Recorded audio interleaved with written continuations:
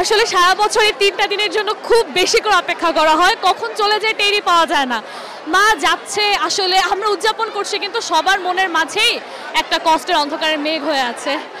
আসলে প্রত্যেকটা বছর আমরা চাই মা ভাবে আসুক, আর আমরা সবাই যেন এভাবে উদযাপন করার সুযোগ পাই। আসলে দেখতে দেখতে তো পুজো শেষ হয়ে যাচ্ছে, সবাইকে বিজয়ের শুভেচ্ছা।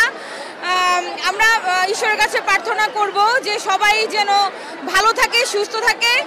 আমাদের মার কাছে যে আমরা পূজার মাধ্যমে যে প্রার্থনা করেছি, মা যেন সবার কামনা, যারা যে কামনা করেছে তাদের কামনা যেন পূরণ করতে পারে মা, এটাই আমাদের প্রার্থনা।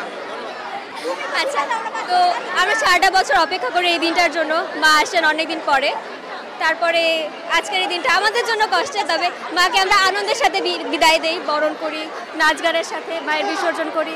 মানে মনটা খারাপ হয়ে যাও, তাও আনন্দের সাথে বিদায় দেওয়ার চেষ্টা করি। সবাইকে শুভ বিজয়া দশমীর শুভেচ্ছা। সপ্তমী, অষ্টমী, নবমী 3টে দিন আমরা খুব মজা করেছি। এখন চলছে বিজয়া দশমীর উদযাপন। আমরা সবাই আসছি দুর্গাবাড়িতে, আর সবাই ঢাকের তালে তালে নৃত্য করছে। একটু পরে মায়ের যাত্রা শুরু হবে। আমরা খুব মজা করছি। সবাইকে আবারও আন্তরিকভাবে ধন্যবাদ জানাতে চাই। এবছর এ পর্যন্তই, আসছে বছর আবার হবে।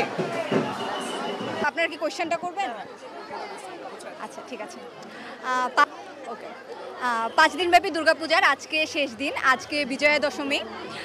আমাদের হিন্দু ধর্মের ট্রেন্ডটা এটাই, আমরা 5 দিনব্যাপী মাকে নিজের ঘরের মেয়ে হিসেবে পূজা করি, এবং বিজয়া দশমীর দিন আমরা হাসি মুখে মাকে বিদায় দেই, যেন সামনের বছর আবার মা একইভাবে মঙ্গল কামনা বয়ে আনেন আমাদের জীবনে।